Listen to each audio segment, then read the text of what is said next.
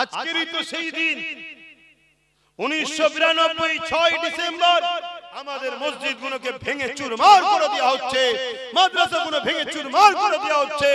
আমাদের খেয়ালই নয়, আমরা খেলা মেলা গান নাচ নিয়েই ব্যস্ত। কথা বুঝছেন না? বুঝেন? আজ এ থেকে যদি বেরিয়ে না আসো উম্মত, মনে রেখে দিও আমার আল্লাহ তোমাকে আমাকে মিটিয়ে দেবে, ইসলাম কিন্তু থাকবে। যাদের হাতে মিটাবে তাদের মধ্যে থেকেই আল্লাহ ইসলামের লোক বেছে নেবে। দেখলেন না বাবরি মসজিদে যে প্রথম আঘাত করেছিল তার হাতেই আল্লাহ 100 মসজিদ তৈরি করে নিয়েছে। জোরে বলুন সুবহানাল্লাহ।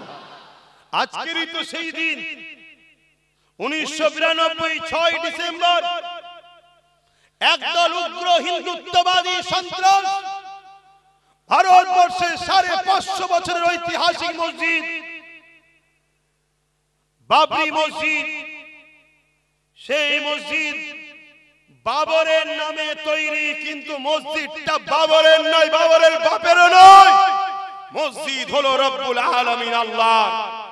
জনগণের টাকা, ইসলাম প্রেমিকদের টাকায় এই ঘরও সেদিন তৈরি হয়েছিল। সেই ঘরকে জোর করে এই 6 ডিসেম্বর 1992 একদল উগ্র হিন্দুত্ববাদী সন্ত্রাসরা মসজিদকে শহীদ করে দিল। মসজিদ শহীদ হয়ে সেই দিন ভারতের মুসলমানকে মেসেজ দিয়েছিল, তোমরা আমার কাছে না আসার দরুন আজ আমাকে নিয়ে ছিলিবিলি খেলা হলো, তোমরা আমাকে পিয়ার না করার দরুন আজকে আমাকে নিয়ে এরা শহীদ করলো। তোমাদের জন্যই আজ আমাকে এরা টুকরো টুকরো করলো, আমার ইটগুলোকে খুললো, আমার ঢালাইগুলো ভাঙলো, আমাকে এরা জমিনে মিশিয়ে দিল। এ উম্মতে মুহাম্মাদি, আমি মসজিদ কিয়ামতের দিনে তোমাদের বিরুদ্ধে নালিশ জানাবো যে আমাকে শহীদ করা হয়েছিল। উম্মতে মুহাম্মাদি ঘুমিয়ে থাকার কারণে সেই দিন বাবরি শহীদ হয়ে আমাদেরকে জাগিয়েছিল। ওটা তোমরা যদি ঘুমাও আমার মতো হাজারো বাবরি শহীদ হয়ে যাবে, কিন্তু এ জাতের এখনো ঘুম ভাঙেনি। গত 8 বছর ধরে আমি চিল্লাচ্ছি ওয়াকফ চলে যাচ্ছে। আপনারা সাক্ষী আছেন তো নাকি? চিল্লিছি হাঁকি না, হাত তুলে বলুন চিল্লিছি হাঁকি না। 8 বছর ধরে আমি চিল্লাচ্ছি ওয়াকফ যাচ্ছে, ওয়াকফ যাচ্ছে, ওয়াকফ যাচ্ছে। হাতির চিবাবার দাঁত আলাদা হয়, দেখাবার দাঁত আলাদা হয়। আমার রাজ্য সরকার হাতির মতো পাঠ করেছে, দেখিয়েছে আলাদা দাঁত, চিবিয়েছে আলাদা দাঁত। টাকার ইপিট আর উপিট, টয়লেট শুকিয়ে যাক আর কাঁচা থাক, শুকনো দিকটাও টয়লেট, কাঁচাটাও টয়লেট। অতএব দিদি মুদির মধ্যে পার্থক্য কিছু নেই, দুটো টয়লেট টাইপেরই। যেদিক দিয়েই দেখো একই জিনিস, টাকা রিপিট আর উপিট। এটা বুঝাবার জন্য বলছি রে বাবা, শুনছেন তো নাকি? যেদিক দিয়েই দেখো টাকা রিপিট আর উপিট, একই জিনিস। কিন্তু দুঃখের বিষয় আজ 8 বছর ধরে চিৎকার দিচ্ছি, জাতি ওঠো, জাগো, বোঝো, যাত্রার হাতে পাওয়ার তুলে দিওনি। তোমার লিয়া পাওয়ার নিয়ে তোমার শিল, তোমার নুরা, তোমারই মসজিদ ভাঙলো, তোমার কবরস্থান ভাঙলো, তোমার খানকা ভাঙলো, তোমার কবরস্তিকা ভাঙলো। আল্লাহ তোমায় ছেড়ে দেবে না গো।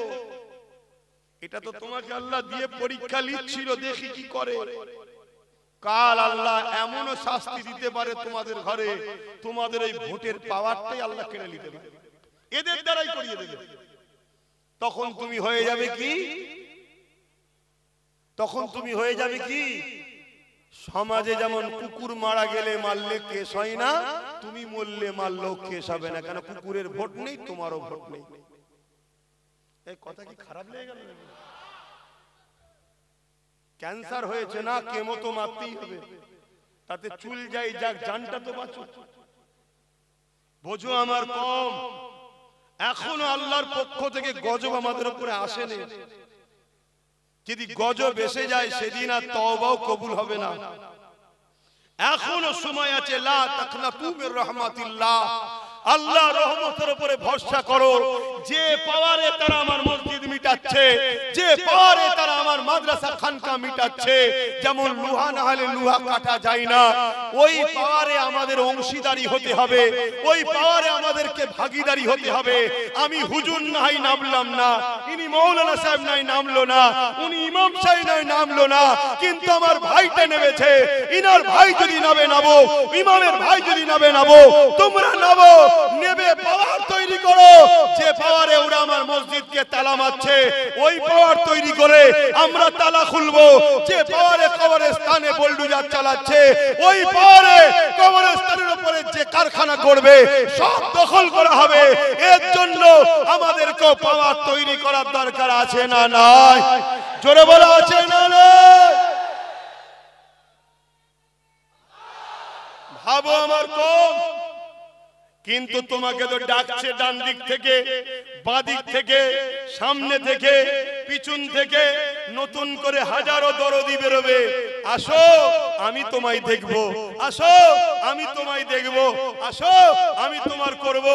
আবার নতুন করে কড়া থেকে উঠে চুলোই পড়ে যাবে না তো? কেন এ কম তো বড় লোভের মধ্যে পড়ে গেছে।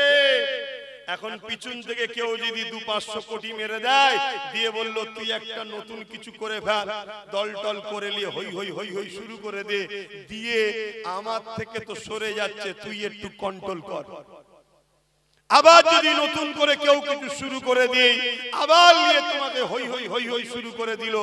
না, ওদিকে যেও না, একটা শর্তে যাও, আমার ঘর আমি দেখব, আমার ঘর আমি দেখব, তোমার ঘর তুমি দেখো, দুজন মিলে একসাথে পাহারা দিই। কথা মাথায় ঢুকছে তো নাকি? আমার কথায় অসুবিধা পেয়েছেন? আচ্ছা বলুন তো ভাই, কেউ যদি মসজিদ মিটাতে চায়, কেউ যদি মাদ্রাসা মিটাতে চায়, কেউ যদি কবরস্থান মিটাতে চায়, এরা ইসলামের বন্ধু না দুশমন? জোরে বলেন। আর আপনি যদি একে ভোট দিয়ে শক্তিশালী করেন, আপনি ইসলামের বন্ধু না দুশমন? আমি সবার মুখে শুনতে চাইছি। তাহলে কেন্দ্র সরকার ওয়াকফ কালা কানুন করে মসজিদ মাদ্রাসা কবরস্থান মিটাতে চাইছে, হ্যাঁ কি না? আপনি যদি ভোট দিয়ে তাকে শক্তিশালী করেন, তাহলে আপনি ইসলামের বন্ধু না দুশমন? ইসলামের দুশমনের কি ঈমান থাকে? আমি বলেছিলাম না একটা কথা কেটে সব ছড়াচ্ছে, দেখেছেন তো? হ্যাঁ দেখেছেন তো? তাহলে আমি জানতে চাইছি, আজকে আমার রাজ্য সরকার মসজিদ মাদ্রাসা কবরস্থানের পক্ষে না বিরুদ্ধে? এটা আমি সবার কাছে জানতে চাইছি, আপনাদের মতামতটা কি? কারা কারা বলছেন মসজিদ মাদ্রাসার পক্ষে রাজ্য সরকার? একটু হাত তুলে দেখাবেন। পক্ষে, পক্ষে মসজিদ মাদ্রাসার পক্ষে মমতা ব্যানার্জি রাজ্য সরকার কারা কারা বলছেন একটু হাত তুলে দেখায়। মসজিদ মাদ্রাসার পক্ষে রাজ্য সরকার? হ্যাঁ, আরে কথা বলছে না তো? এত লোক বলছেন মমতা মসজিদ মাদ্রাসার বিরুদ্ধে, তাহলে রেড রোডে নামাজ পড়তে যায় কি করতে? ঘুমটা দিয়ে ইফতার খেতে আসে, তাও বলছেন বিরুদ্ধে। এটা বেইনসাফি করছেন আপনারা। হ্যাঁ, ও মুখোশটা তখন ছিল, এখন মুখটা বুঝতে পেরে গেছে পেতনি যে কি জিনিস, এখন বুঝতে পেরেছি। ঠিক তো নাকি? হ্যাঁ, এতদিন বুঝতে পারিনি। স্বাভাবিক, না বুঝতে পারাটাই স্বাভাবিক। আমাদের মতো হুজুররাও ভুল করে ফেলেছি। আমরা কি, আমরা ভেবেছিলাম 10,000 মাদ্রাসা হবে, আমরা ভেবেছিলাম ডবল ডবল চাকরি হবে, আমরা ভেবেছিলাম ফুরফুরায় ঝিকঝিক ঝিকঝিক করে রেলে করে যাব, এটা ভেবেছিলাম। কিন্তু যখন মুখোশটা উঠে গেছে, ওরে বাবা, এ তো আর এক জাহান্নামের কুকুর। ভুল বললাম নাকি? কারো কষ্ট হচ্ছে নাকি?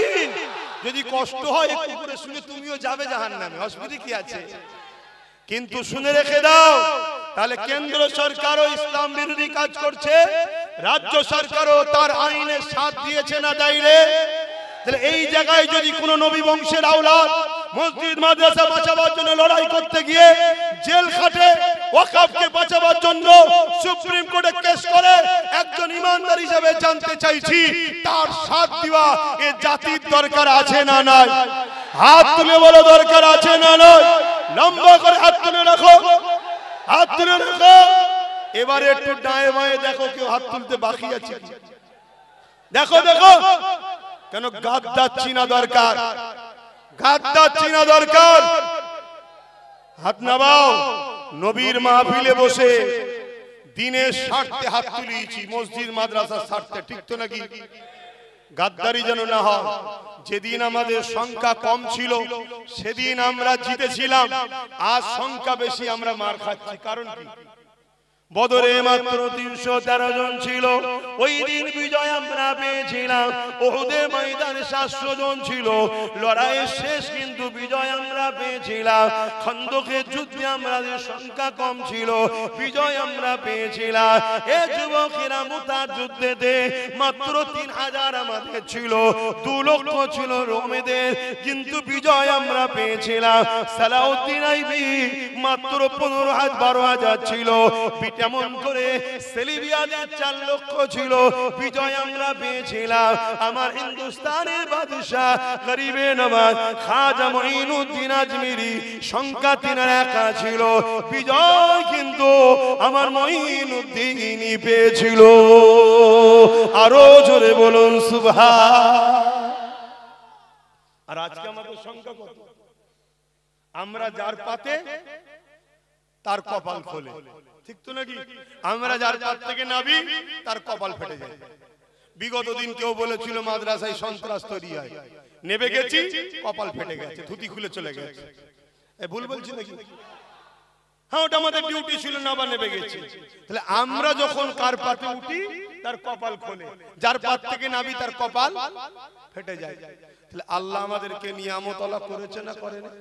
কিন্তু এই নিয়ামত থেকে যদি আমরা নিজেরা দালাল হয়ে যাই, আল্লাহ আমাদের থেকে নিয়ামত কেড়ে নেবে না, নেবে না? তাহলে যেদিন সংখ্যা কম বিজয় আমাদের, আর সংখ্যা বেশি গোলামির হাল আমাদের। কারণ কি? কারণ আমাদের মধ্যে গাদ্দার ঢুকে গেছে, গাদ্দার। যদিও বা এক হচ্ছে ছেলেরা, অমনি বীজখানে কোন গাদ্দার ঢুকেছে, বলবে ওরম করা কি দরকার, তোরা যা করছিস সব ডাকাত চলে আসবে, তোরা যা করছিস এই হয়ে যাবে, তোরা যা করছিস ওই হয়ে যাবে। নানা রকম ভাবে আমাদেরকে পিছন থেকে টানছে। আর অথচ রাসূল বলছে আখেরি জামানায়, শুনছেন তো নাকি? এই যে আজকাল যে আবহাওয়া গুলো ঘটছে, কয় বিষয় নবী কিছু বলে যাচ্ছে না, যায় না? হ্যাঁ, সব চলে গেছে। আপনি তো মনে করছেন, আবার বলছে, আপনি তো মনে করেন হুজুর আসবে নামাজ রোজার কথা বলবে, লাস্টে বোতল দেবো ফুঁতে চলে যাবে। ও হুজুর আব্বাস সিদ্দিকী নাই।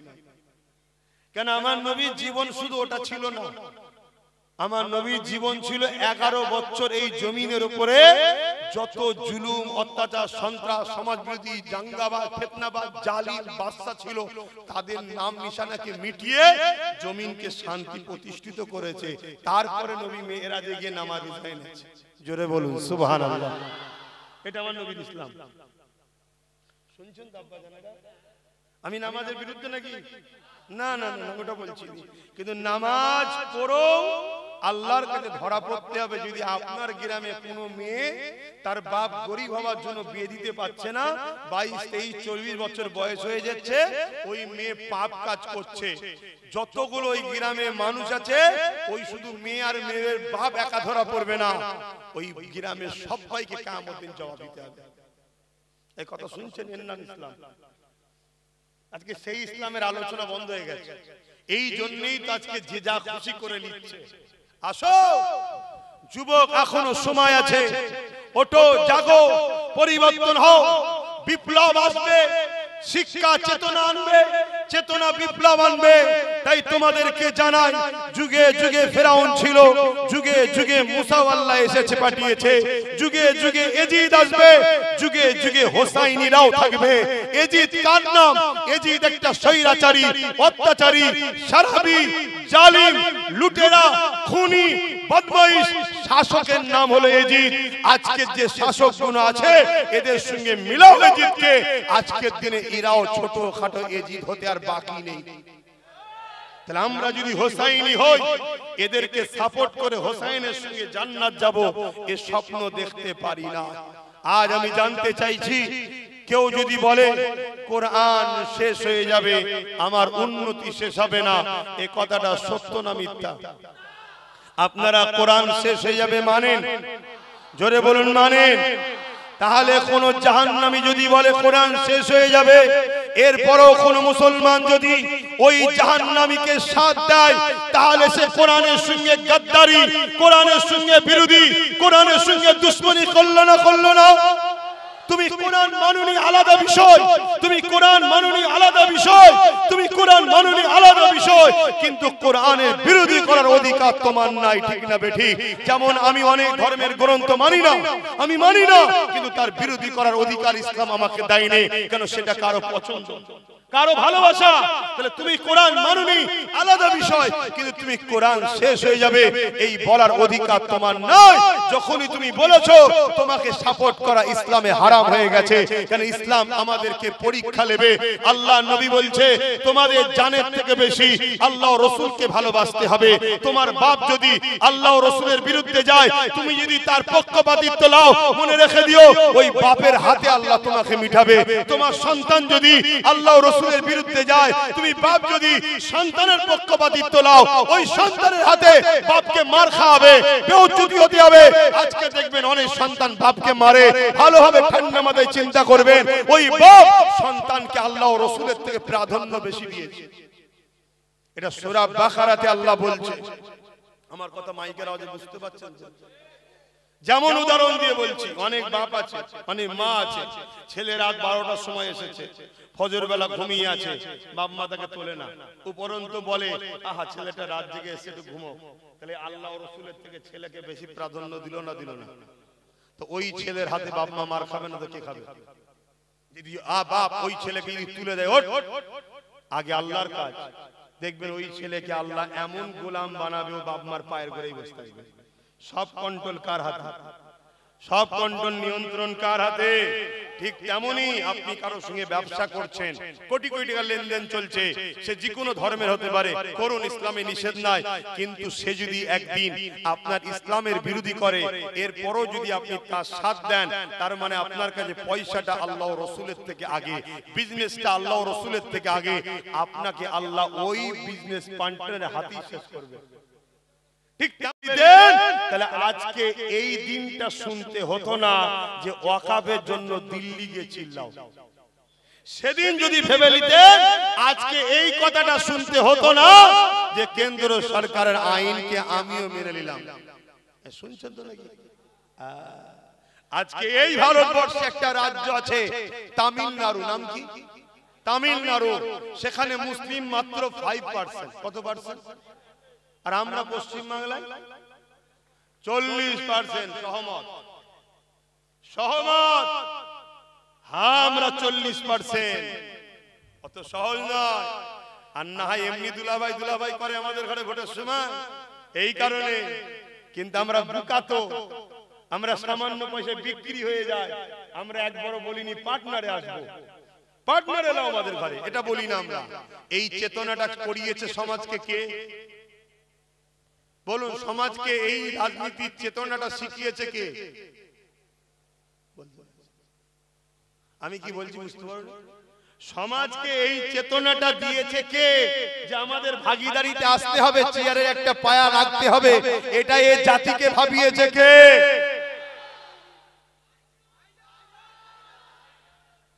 আজকে তো অনেক বেরোবে, দেখছে তো ভালো লাইন এসে গেছে, এখন সব ঝুপঝাপ করে লাভ মারতে যাচ্ছে। কেন?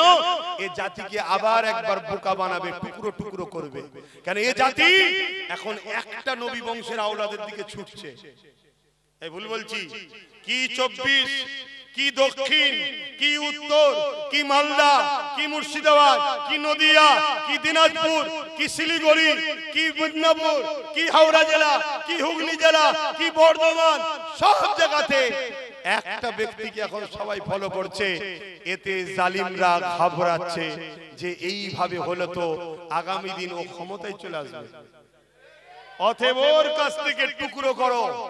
এই টুকরো করারও পরিকল্পনা শুরু হয়েছে। কিন্তু হায় রে আমার কম, দেখো চুলো থেকে, কড়া থেকে উঠতে গিয়ে চুলোই না পড়ে যাও। ব্যাস এতটুকু কথা বলে গেলাম, অসুবিধা হচ্ছে না তো? আপনারা আমার আব্বা জান সমতুল্য হন, মুরব্বীরা, যুবকরা আমার ভাই হন। ছেলে হিসাবে বাপ মাকে, ভাই হিসাবে ভাই বোনকে বুঝাবার অধিকার আছে না নাই?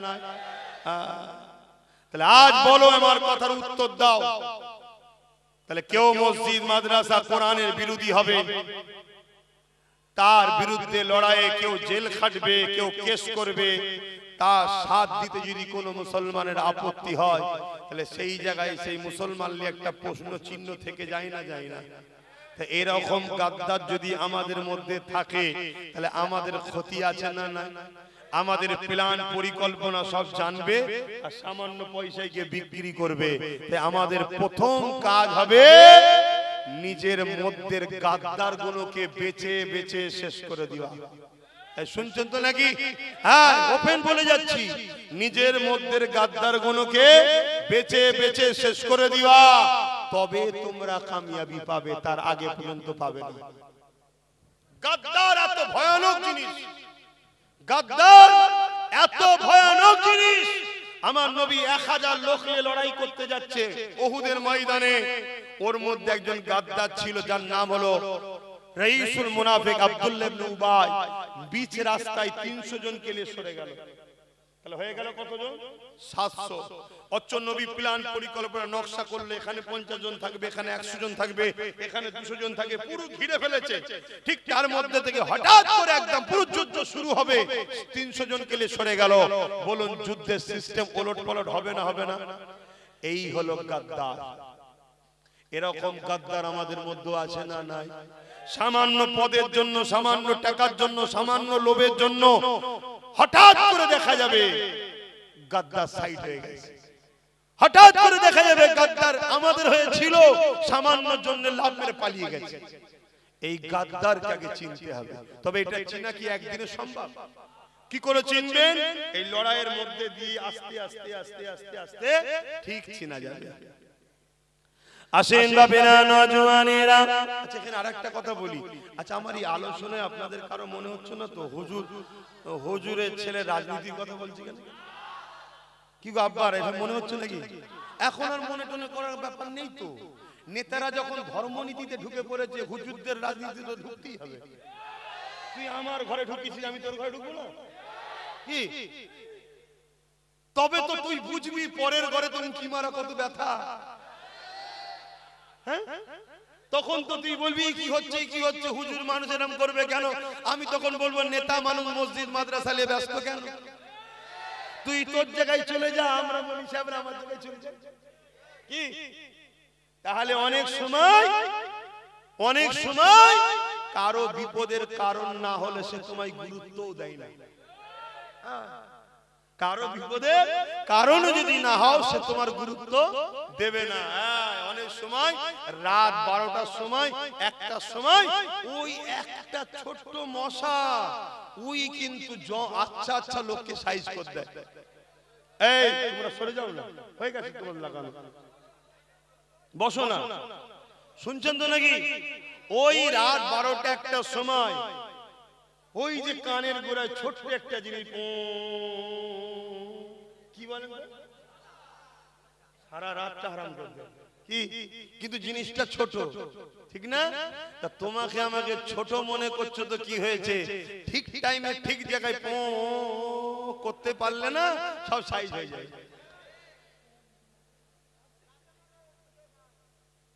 বাপেরা, নওজওয়ানেরা, ভুল আমাকে বুঝবেন না। আমি আপনাদেরকে বাঁচাবার চেষ্টা করছি। একদিকে আল্লাহ আমাকে আপনাকে দায়িত্ব দিয়েছে, হাত দিয়েছে বান্দারে গরিবদের সেবা কর, হাত দিয়েছে বান্দারে অন্যায়কে মিটিয়ে দে। আল্লাহ নবী আল্লাহ পাক কোরআনে জানিয়ে দিলে, কুনতুম খায়রা উম্মতি উখরিজাত লিন-নাসি তা'মুরুনা বিল মারুফ ওয়া তানহাউনা আনিল মুনকার। আল্লাহ পাক কোরআনে জানিয়ে দিল, এ উম্মতে মুহাম্মাদি, আমি আল্লাহ আল্লাহ তোমাদেরকে শ্রেষ্ঠ উম্মত করেছি। কেন আমরা শ্রেষ্ঠ উম্মত? আল্লাহ আমাদেরকে দুটো কাজ দিয়েছে। একটা কাজ হলো অন্যায় করো না, অন্যায়কে মিটিয়ে দাও। দ্বিতীয় কাজ হলো নাই করো, নাইকে প্রতিষ্ঠিত করো। নামাজ যেমন আমাদের কাজ, অন্যায়কে মিটানো এমন করে নেশাকে মিটানো আমাদের কাজ। রোজা যেমন আমাদের কাজ, খোদার্থদেরকে খানা দিবার ব্যবস্থা আমাদের কাজ। এই যুবকেরা হজ করা যেমন আমাদের কাজ। নারীদের উপরে জুলুম হচ্ছে, এই জুলুমকে বন্ধ করা আমাদের কাজ। মনে রাখবেন, আমার বাংলার একটা কন্যা তিলোত্তম এমন করে নাম ছিল, সে এতদিন হয়ে গেল আজও ইনসাফ পেল না। কি করে মিলবে? যে মাথায় বসে আছে সেও রেপের পক্ষে, যে রাজ্যে রয়েছে সেও রেপের পক্ষে। এ ওর দোষ দেয়, এ ওর দোষ দেয়। রাতের শেষে দুজনে এক জায়গায় হয়ে বলে, দুজনে মিলেমিশে থাকলে তুইও থাকবি আমিও থাকবি। এখানে গরিবদের বেটিরা লুটে চলে যাচ্ছে। এই জায়গাতে ইসলাম আমাকে জানিয়েছে রোজা যেমন রাখতে হবে, হজ যেমন করতে হবে, দাড়ি টুপি যেমন রাখতে হবে, ঠিক তেমনি নারীদের উপরে জুলুম হলে বন্ধ করতে হবে। এ নওজওয়ানেরা, তরুণেরা, এটা আমাদেরকে ইসলাম শিখিয়েছে। আল্লাহ নবী, নূর নবী, দয়ার নবী ও সাহাবাদের উপরে এত জুলুম কেন করেছিল? এই জন্য জুলুম করেছিল। আল্লাহ নবী গরিবের পক্ষে ছিল, ইনসাফের পক্ষে ছিল, মানবতার পক্ষে ছিল, ইতিমের পক্ষে ছিল, বিধবার পক্ষে ছিল, নারীর পক্ষে ছিল, সভ্যতার পক্ষে ছিল, অধিকারের পক্ষে ছিল। আর আবু জেহেল ছিল জুলুমের পক্ষে, আবু জেহেল ছিল মানবতার বিরুদ্ধে, আবু জেহেল ছিল নারী দেহ শোষণকারী, আবু জেহেল ছিল সন্ত্রাসের পক্ষে। এই জন্য আবু জেহেল দেখলো মুহাম্মদ রাসূলকে যদি রুখা না যায় তাহলে আমাদের সাম্রাজ্য মিটে যাবে। এই যুবকেরা, তরুণেরা, তাই তারা আমার রাসূলকে অনেক জুলুম করেছে, তারা আমার নবী সাহাবাদের উপরে অনেক জুলুম করেছে। এই যুবক এত জুলুম করেছে, গরম মরুভূমির উপরে নবী সাহাবাদেরকে শুইয়ে দিয়েছে, বুকের উপরে ভারী পাথর চাপিয়ে দিয়েছে, চাপিয়ে দিয়ে বলতে লেগেছে, এ মুহাম্মাদের গোলামেরা, মুহাম্মদকে ছেড়ে দাও, নাই তোমাদেরকে জানে মেরে দেওয়া হবে। এই কঠিন মুহূর্ততে সাহাবা হুজুররা মরণকে হাসতে হাসতে মেনে নিয়েছে। আল্লাহ নবীকে ছেড়ে দেয় রে। আরো জোরে বলুন সুবহান। সেই নবী পাকে দেখানো রাস্তায় আজ যদি এতিমের উপরে জুলুম হয়, আমরা লড়বো এতিমের পক্ষে দাঁড়িয়ে। আজ বিধবার উপরে জুলুম হয়, বিধবার পক্ষে দাঁড়িয়ে লড়বো। আজ যদি হিন্দু হোক, আদিবাসী, সাঁওতাল হোক, কোন গরিবের উপরে যদি বেইনসাফি হয়, তার পক্ষে দাঁড়িয়ে আমরা লড়বো। এ যুবকেরা, তরুণেরা, আজ মানুষের অধিকারের জন্য আমরা লড়বো। কারণ এটা নবী পাকের সুন্নাত। নবী বললেন, মান আহাব্বা সুন্নতি, যে আমার সুন্নাতকে ভালোবাসলো, ফাকাদ আহাব্বানি, সে আমাকে ভালোবাসলো, যে আমাকে ভালোবাসলো, কানা মাই ফিল জান্নাত, সে আমার সাথে আল্লাহ পাকের জান্নাতি হয়ে যাবে। আরো জোরে বলুন সুবহান।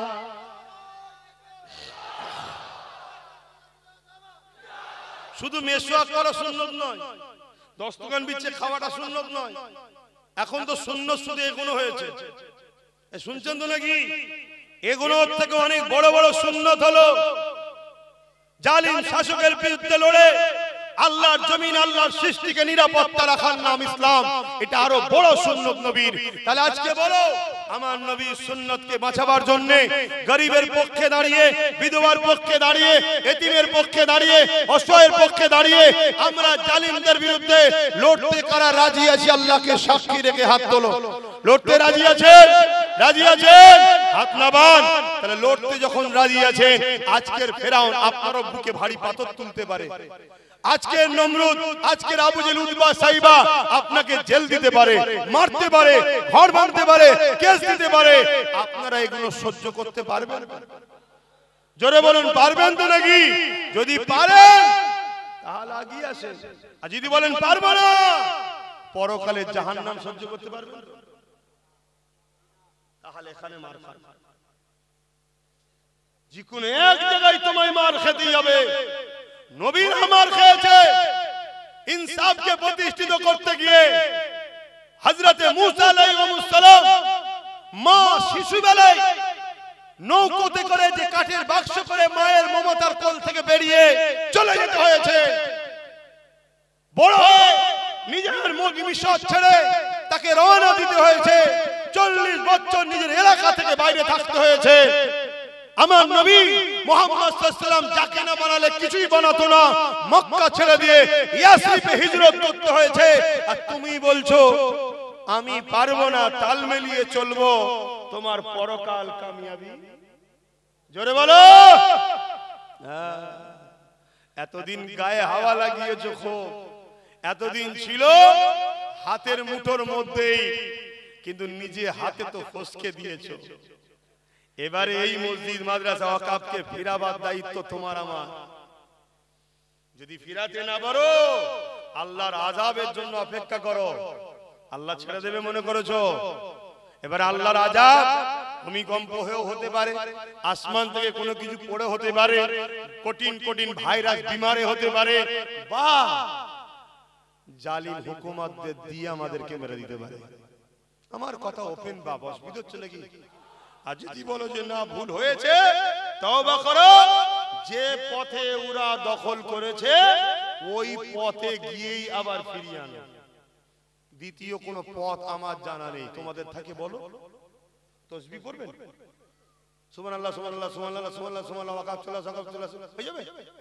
হ্যাঁ, তাহলে তো আমার নবী পাক সাল্লাল্লাহু আলাইহি সাল্লাম হাত তুললেই তো হয়ে যেত সব।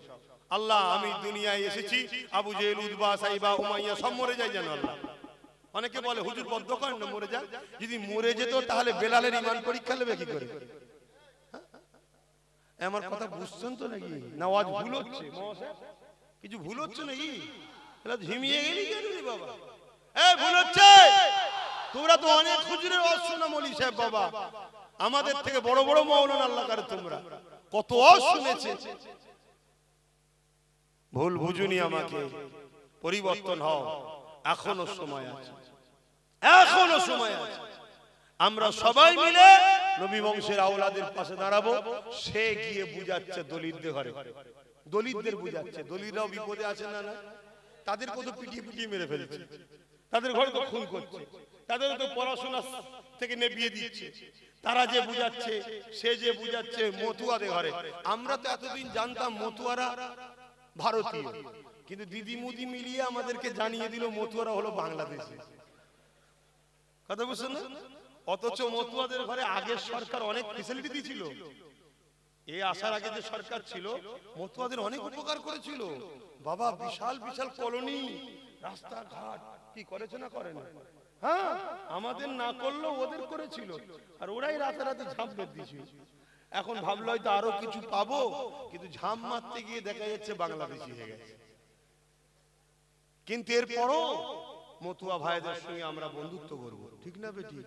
আমার ভাই গিয়ে বুঝাচ্ছে, ভাই তোরা যেখানে বেশি তোরা দাঁড় করা, আমরা 20-30% 25% আছি, তোদেরকে সাথ দিচ্ছি। যেখানে দলিত বেশি তোরা দাঁড়া, আমরা 15-20-30% আছি, তোদেরকে সাথ দিচ্ছি। যেখানে আদিবাসী বেশি তোরা দাঁড়া, আমরা 20-30% আছি, তোদেরকে সাথ দিচ্ছি। জল জঙ্গলে সব আদিবাসীরা আছে না? আবার যেখানে আমরা বেশি, যেমন দেখুন গাই হারুয়াই, এসব জায়গায় আমরা বেশি না, এখানে আমরা দাঁড়াবো। তোরা যা আছিস 15-20% আমাদেরকে সাথ দে, এখান থেকে আমরা বেরোই, তোরা ওখান থেকে বেরো, মিলে মিশে একসাথে আমরা শক্তিশালী হব। কেন গরিবরা আজকে বড় বিপদে। তাহলে এই জায়গায় সবাই সবার সাথ দিচ্ছে, তোমরা কি তোমার নিজের ভাইয়ের সাথ দেবে? কি গো, আর না 500-1000 এসে গেলে বিক্রি হয়ে যাবে? হ্যাঁ, ঠিক বলছো? মনে কষ্ট হচ্ছে আমার কথা শুনে? আমার কথাই কারা সহমত? আরো একবার হাত দিয়ে তুলে দেখাও, ভাইয়ের সাথ দেবে তো? ঠিক বলছো তো? কোনো লজ্জা টজ্জার ব্যাপার নেই। ইফতার পার্টির নামে ইসলাম বিদ্বেষীদের নিয়ে বেরুজাদের নিয়ে গুজে গুজে তরমুজ খাওয়ানো হচ্ছিল। হ্যাঁ, তখন মনে হয়নি এটা ধর্ম নিয়ে কি হচ্ছে। আব্বাস সিদ্দিকী বলাতে কষ্ট হচ্ছে। হ্যাঁ, আমি তো এখনো সহ্য করে আছি, আমি আরো কিছু পারি করতে, আরো বলতে পারি। কথা বুঝে আসছে? হ্যাঁ, কত কি হয়েছে আমার ধর্মকে নিয়ে। তখন মনে হয়নি যে নবী দিবসের মেম্বার, বিশ্ব নবী দিবস মেম্বারে ফাসেক ফাজিল বেহুদা পিশাব করে পানি নিতে জানে না, তাকে তুলে নিয়ে হই হই করেছে না করে না? আর নবীর ঘরের ছেলে নবীর মেম্বারে বসে নবীর উম্মতকে নবীর দ্বীনের দুশমনদের বিরুদ্ধে বোঝাচ্ছে, তো সমস্যা হচ্ছে কেন? এরপরে যদি কোনো মুসলমানেরই আমার কথায় সমস্যা হয়, জানবেন এই হলো আমার জাতির মধ্যে গাদ্দার। কথা মাথায় শুনছে? আর ওই গাদ্দার নিয়ে আরো একটা কথা বলে যাচ্ছি, শোনেন, মুসলমানের বেটা নিজের ক্ষতি করতে পারে, কোনদিন দিনের দুশমন হতে পারে না। আর মুসলমানের বেটা যখন দিনের দুশমন হবে, তখন জেনে নিও এ চাষ হয়েছে আমাদের জমিনে, কিন্তু একে চাষ করেছে অন্যজন। এক কথা বুঝছেন তো নাকি? প্রোটেকশন অন্যজন দিয়ে চলে গেছে, আর বেশি কিছু বলবো না। কেন? যত খারাপই হোক, মদও খেতে পারে, চুরি করতে পারে, জেনা করতে পারে, হ্যাঁ হাজারো ভুল করতে পারে মুসলমানের বেটা, মুসলমানের খুন, কিন্তু কোনোদিন দিনের গাদ্দার হতে পারে না, নবীর দুশমন হতে পারে না। আর যখনই হবে জানতে হবে জমিনে চাষ হয়েছে আমাদের, কিন্তু অন্যজন চাষ করে দিয়েছে। কথা কি খারাপ লাগছে? খারাপ তো জাল লাগবে যার চাষ অন্যজন করেছে, তোমার তো খারাপ লাগার কথা নয়। আর এগুলো ঠিক দেখবেন বেরোবে বাজারে, ফোঁস ফোঁস করবে, তখন শুধু বল দূর থেকে বুঝে নেবে ওই সর্বনাশ, তো চাষ অন্যজনের। শুধু এইটুকু দেখে লিও, আর কিছু বলতে যাও না, শুধু চিনে রেখে দিও। কি গো অসুবিধা? অসুবিধা হওয়ার ব্যাপার নেই তো, আল্লাহ করে তোমরা হালালি চাষ, তোমাদের সব ইমানদারের খুন আছে, তোমাদের আবার টেনশন কিসে? ঠিক দেখবেন একটা করে বেরোবে। যেমন কিছুদিন আগে একজন বেরিয়েছিল না, কি নাসরিন না কি সব নাম, ও সে আমার ঘরে এসেছে, কিন্তু চাষ অন্যজন করে দিয়েছে। না এত বড় বড় কথা বলতে পারে ইসলাম নিয়ে, বিরোধী নিয়ে, হ্যাঁ কম বক্তব্য। যদি ইসলাম পছন্দ নয় বেরিয়ে যান, বিরোধী করছিস কেন? তার মানে কি থাকবো এখানে, এখানে জেলিয়ে রাখবো, তার মানে কি অন্যজনের প্রোটেকশন, আমাদের নয়। অনেক সময় দেখবেন আম গাছে ডাল কেটে ছেটে অন্য একটা গাছ গুছিয়ে দিয়ে হয় কলম। ও আচ্ছা, এটা অরিজিনাল চারা, আটিম নয়, তার মানে বাকিটা বুঝতে পারছেন তো নাকি? হ্যাঁ, আল্লাহ কাল সব বুঝতে পারছে, আমি বেশি বলবো না। সামনে দিন আবার আসবো তো, ওই আপনাদের এই মোড়ে আছে, হ্যাঁ ওপরটা একটু ছাইবি, নাই ঠান্ডা হাওয়া লাগছে, ওয়াজ করতে গিয়ে গরম হয়ে যায় তো, কিন্তু একটা ঠান্ডা ভাব কিন্তু গায়ে লাগছে, এতে কি হবে বুকের ভেতরে কফ বসে যাবে, ওপরটা একটু ছাওয়া দরকার। আসেন একটু সালাম দিই, ইয়া নবী সালাম।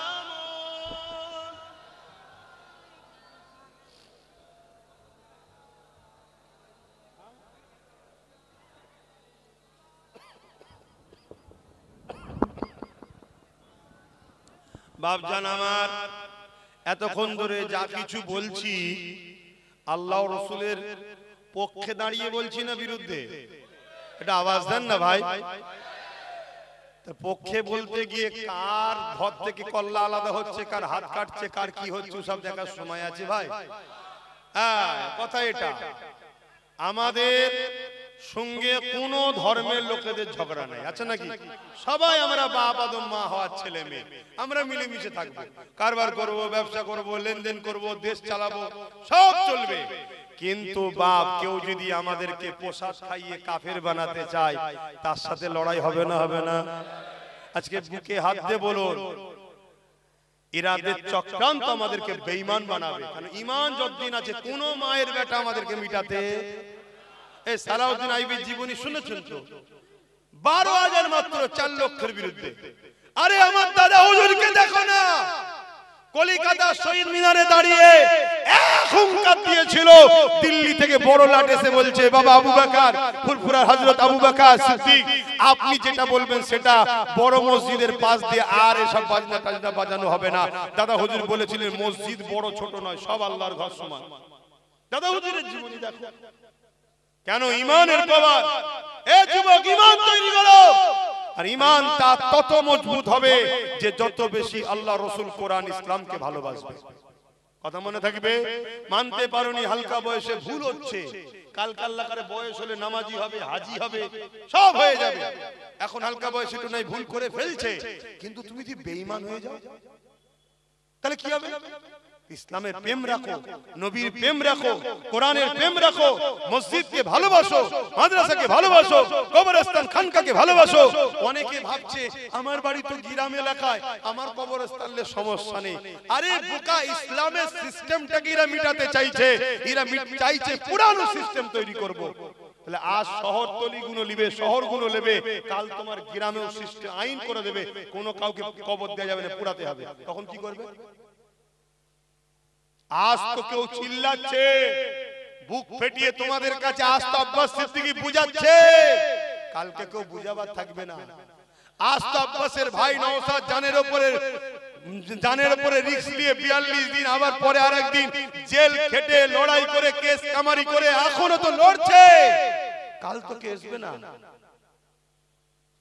এই সময় সাথ দাও, জাগো, বোঝো, কারো ক্ষতি করার জন্য নয়, কিন্তু যা ক্ষতি আমাদের হচ্ছে, ক্ষতিটা কারো হচ্ছে না।